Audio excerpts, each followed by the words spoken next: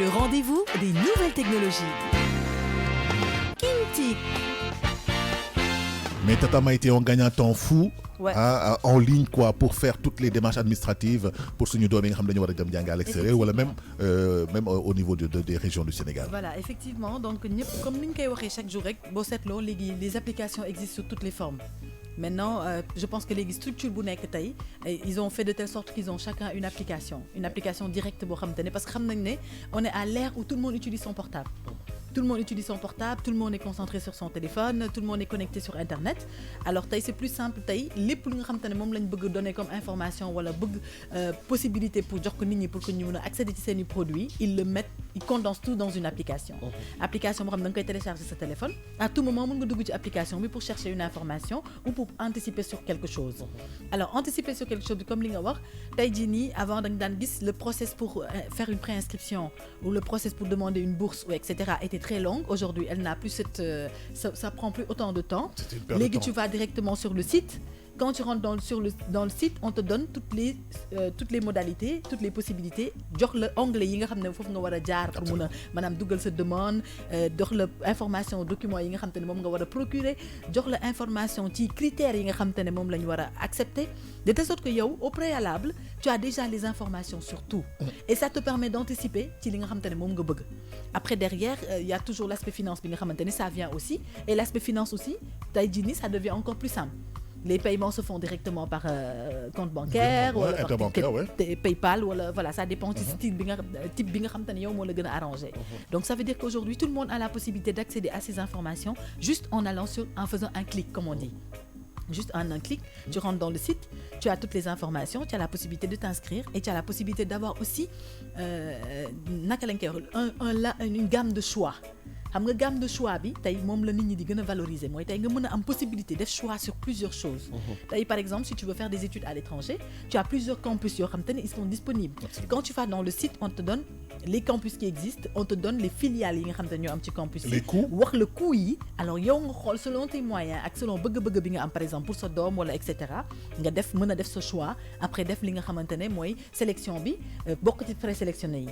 Et après présélectionné yoy nonu, effectivement la chose la plus importante encore bi nga xam ne derrière am na mooy tu n'es pas obligé d'aller toujours consulter le site pour voir les résultats. Parce que les résultats te sont envoyés automatiquement. Et tu sais, pour revenir à la base, avant, c'était les ambassades qui ont des rangs, alors que maintenant, c'est les applications. C'est les applications. Ah oui. Tu as l'application dans ton téléphone qui peut même te faire une notification pour te dire il y a une information nouvelle qui est arrivée sur le site dans lequel tu étais entré. Automatiquement, tu rentres dans l'application et tu as l'information devant toi. Ça veut dire que Tata Maïté, je veux dire, si process bi, étape beau def, dañ koy valider nga am ben retour, valider nga ko. Voilà, justement.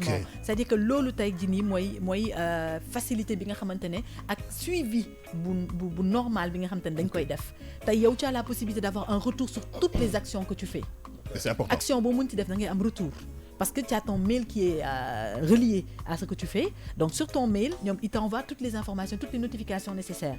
Donc même si tu veux recevoir une information, résultat ou quoi que ce soit, tu as la notification sur ton téléphone qui te dit que tu as reçu un nouveau mail de cette ou de ça et ça et ça, et ça te permet d'avoir une visibilité sur tout ce que tu as eu à faire. Voilà, voilà, tu peux faire le suivi facilement. Quand tu as une application sur ce téléphone, tu n'as plus besoin d'attendre d'être sur internet, etc. Tu peux cliquer sur l'application, tu vois les nouveautés qui sont sur le site, tu vois les informations qui sont les résultats. Alors, c'est une politique qui ça permet aujourd'hui aux jeunes qui veulent étudier à l'étranger pour obtenir par exemple une bourse ou s'inscrire dans un campus que devenir leur simple. Et quoi qu'on dise aujourd'hui, ñëpp xam nañ ne demande de bourse yi ak inscription au campus yi dafa am période. dafa am période, dafa am délai. Léegi nag li tax loolu mu gën a intéressant mooy tey nga am application bi sa téléphone li tax mu gën a intéressant mooy application bi da lay defal notification. Da ngay jékki-jékki recevoir notification ci sa téléphone bu lay wax ne lii démarré na. De ce fait tu n'oublies pas. Xam nga tey parfois di nga bëgg def dara sax mais date bi dina jot ba passé ngay doog a fàttaliku ne yow da nga waroon vérifier loolu. Si tu n'as pas eu le temps de vérifier avant date bi di jot, tu peux même le vérifier fekk préinscription yi jeex nañ ak ñoomin seen. Alors pour éviter que loolu di am, il y a des application bi mën nga ko télécharger nga xam te ne lépp lu xew à temps réel tu as une notification qui te dit lii de démarré na yow nga mën a dugg su fekkee tu es toujours dans la disposition de faire une demande ou quoi que ce soit nga mën a dugg def sa demande être à jour et être à temps c'est-à-dire faire partie des premiers. Absolument. Comme on dit les premiers sont toujours les mieux servis. Absolument. Parce que tey boo toogee ba dernier jour yi nga déposé tamit jàppal ne am na million 1 milliard yoo xam te ne déposé woon nañ balaa ñoo yegg si ci yow kat ma Et saa ce waay qui est sens intéressant mooy li nga wax évident. li nga wax ne dafa am solo ça veut dire que dafa am benn quota boo xam ne dañ koy atteindre su ko atteindre après c'est verrouillé en fait. Oui, dafa mel ni tey Et c'est important. avec les dépôts de visa par exemple sur le net les dream cards yi nga xamante ne on peut les déposer directement à travers les sites Oui. internet le site bi nga xamante ne mooy site direct bi tey quand les dépôts démarrent par exemple tey si tu avais l'application sur ton téléphone dépôt bi démarré da ngay jot notification bi donc yow xam nga ne dépôt bi démarré na tu auras plus de chances de déposer plus tôt pour avoir plus de chances parce que tey quoi qu'on dit c'est un tirage certes mais les premiers sont les Ah, bien voilà sûr. ce sont eux qui sont Absolument. les plus avantageux donc moo gën nga toog ba dégg ko ñu koy wax nga war a daw dem xool fekk nga affaire yi démarré ba 2 jours ci des balaa ñuy clôturer donc c'est important parfois d'avoir certaines applications yoo xamante ne da lay permettre nga mën a accéder à l'information plus rapidement nga mën a tamit obtenir li nga xam ne moom nga bëgg plus rapidement. C'est important. Que ce soit ba pare il faut aussi je note avant mes clôturer il faut connaître les bons sites. Les sites Il ne faut pas officiels. aller les sites officiels. Et Chercher reconnus. à avoir les sites officiels les sites yi nga xam ne ñoo baax parce que bëri na ay sites fraude. Il y en a beaucoup il y a plein de hackers dans ce monde yoo xam ne ils créent des faux sites yoo xam ne mënoo imaginer ne faux sites la. Toutes les informations sont là-dessus mais ce sont des sites fraude. te si dañuy lekk sa te xaalis li si gën a gaaw mooy doo dañ mës a naan obtenir li dañ nga naan bëgg. la envoyé xaalis si benn numéro de téléphone. Voilà Ça il faut jamais le faire. numéro téléphone bi sax tuuti na compte lañ lay jox la compte bu leer lu précis lañ lay jox nekkate site boobu fraude la. Il faut parfois chercher à avoir les bons sites pour éviter justement de perdre du temps parce que nga def li nga def ba pare te derrière li nga ci bëggoon doo ko ci am amul benn sens. te loolu pour nga am ko tamit il faut aller sur les sites des Voilà. ambassades au moins pour sécuriser. Voilà. ñoom ils ont toute la liste. Et les applications de ces sites-là sont des applications sécurisées.